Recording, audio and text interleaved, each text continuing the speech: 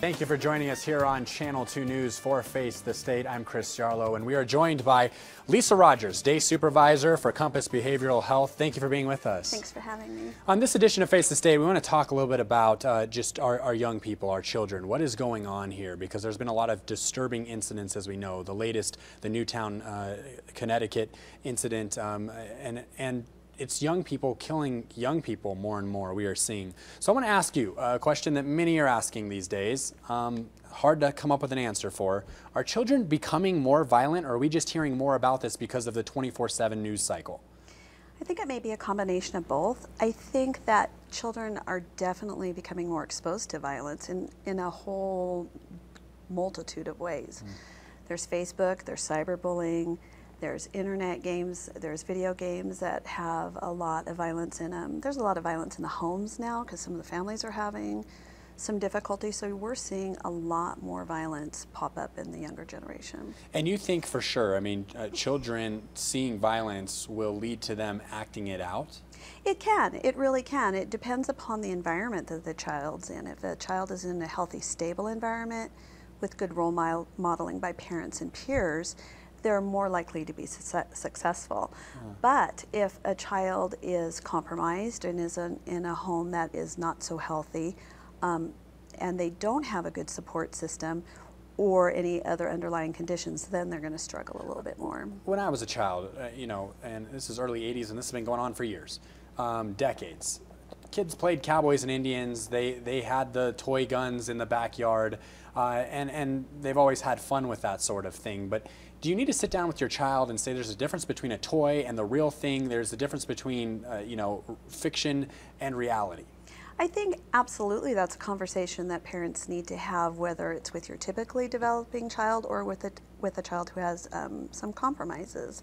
It's important to, again, model and set the tone for what's acceptable behavior and what's not acceptable behavior. Consequences need to be discussed, logic needs to be discussed, and reasoning needs to be discussed as well. I think a lot of parents just want to avoid the subject altogether and hope that their child is rational when it comes to violence and understands what is right and wrong. That's not the right approach. It doesn't work for everybody. Ignoring it won't make the problem go away.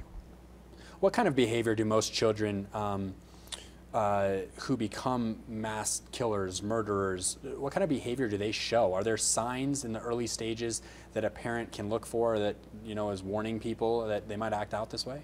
There's very definite signs and behaviors that parents can look for in their children.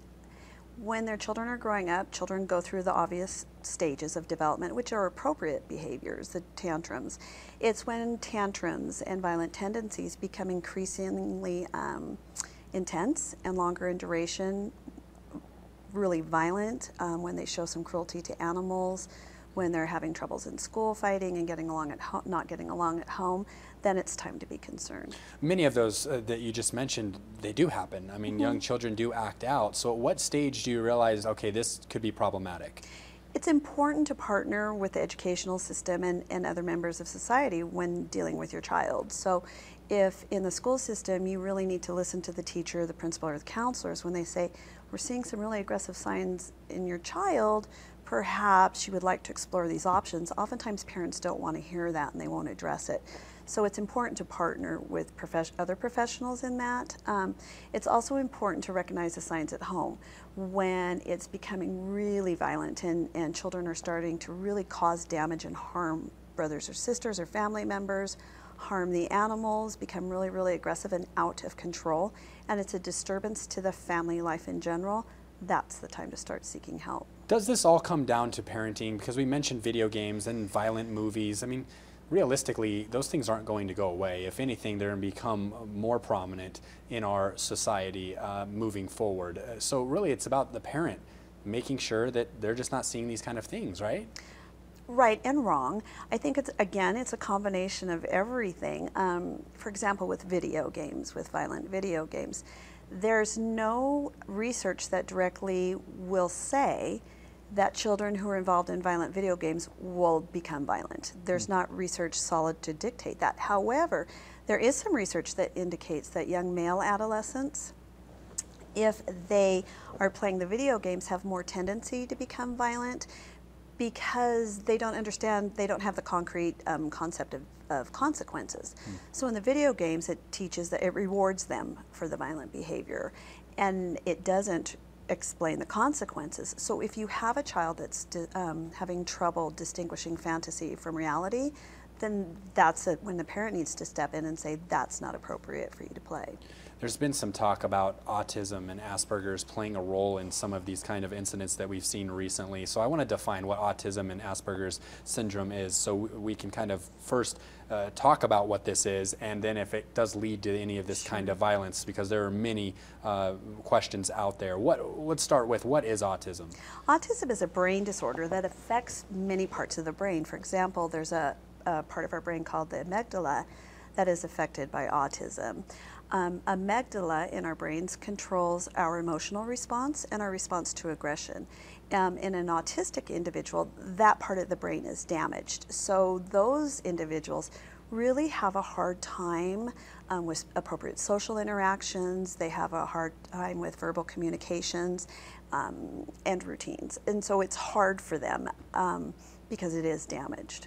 Does that lead them to being more left without friends? Are they more prone to being alone, and so they could act out that way, being bullied, things like that, and so it could create some kind of anger? I mean, is there any connection, I guess is the question, for autism to some of these killings at all?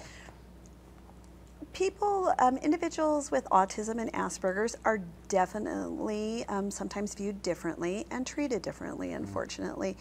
And that has to have an impact on some of them. So again, you want to surround that individual with a supportive environment and some good coping skills and some good therapeutic skills so that they can handle knowing that they do have some differences. So the problem might not lie in the syndrome. That might not be the real root of the issue, but because they have this syndrome and it makes them behave differently, others pick up on that and would make fun of them, so they become more frustrated with life and with their surroundings, and then maybe they could act out. Absolutely, and in the case of Asperger's, and Asperger's is a form of autism, but people with Asperger's typically function, have a very high level of intelligence. With that high level intelligence comes a lot of repetitive behaviors and obsessive routines. When they have those, they develop a secondary mental health condition, an anxiety disorder, because they are an obsessive compulsive disorder, because they are so concerned about their routines. So there is no medication for Asperger's per se, but a lot of individuals with Asperger's will be medicated for mental health disorder. It's when you put the mental health disorder together with the Asperger's, and then you can have some problems. I want to make it very clear, many people who have autism or have Asperger's are very successful in our world, and as you said, extremely intelligent. We all have our own gifts, and they bring many to our society. So let's talk a little bit about the mental health issues. There has been an argument out there that there just isn't enough options for parents who are dealing with children who have mental health issues. What do you say about that? You know, parents have a struggle. Some educators and professionals will tell a parent, oh, it's just a typical developing child and you just need to see it through. I think the research says that it's about 10% of the population gets missed by the time they're in their perhaps 9 or 10 years old, and they don't get diagnosed properly. Then that's a problem, because it's allowed to be compounded over time, and then it's harder to help that individual. So if you have your preteen acting out, making comments, threatening comments, I might kill you, Mom, or I might do this or might do that, what can a mother do then? I mean, where do you go? Where do you turn if you start to feel like your child, it could be a harm to himself or herself or to others or to you as a parent? What is the answer there? Is there any kind of option for them? It's a real tough situation for a parent to be in, and we always tell parents that whenever you first notice some signs that are really out of the ordinary and extreme behavioral situations, you first want to consult with your medical doctor or physician just to rule out any physical abnormalities, or just to make sure everything's okay physically with that individual. That medical professional will probably make a mental health referral, and then that process will be started for an assessment and diagnosis if appropriate. Medication can be a good thing, but can it backfire as well in these cases with young children heavily medicated? get off their medication, nobody's making sure they're taking their medication, can it lead to them acting out violently and doing something like we saw in Newtown, Connecticut? Medication is really tricky. For some cases, it perhaps may not be so necessary, but for other cases, it's very necessary for the client to be medicated. The problem with medication is that a lot of individuals don't want to take it because they don't like the way it makes them feel. They're very tired, they're not themselves, they're sluggish, they don't have energy. It totally makes them feel different, so they don't want to take it. When they go off their medication and not tell anybody, it's a real problem because then they can't control their impulses, and that's when we start to see some really troubling and violent behaviors. And more particularly in the teenage years, because maybe mom isn't doing everything anymore, couldn't that be a real troubling time for a child who's changing every day and going through all these different things and feeling a lot of pressure at school to be a part of this group or that group, and then maybe the medication, nobody's watching over them, making sure they're taking what they need to take? Absolutely. Being a teenager by itself is a really challenging time for everybody. It's challenging for the teen, for parents, and for the educators. They're trying to figure out who they are and where they're going and what they want to be, but that's a very different problem than a mental health problem. So when you combine the two together, that teen really struggles with how they want to feel and how they want to be perceived. So when they're tired all the time in school and they act morose because of the medicine, they don't want to take it. So it's a real challenge sometimes for parents to ensure they take it.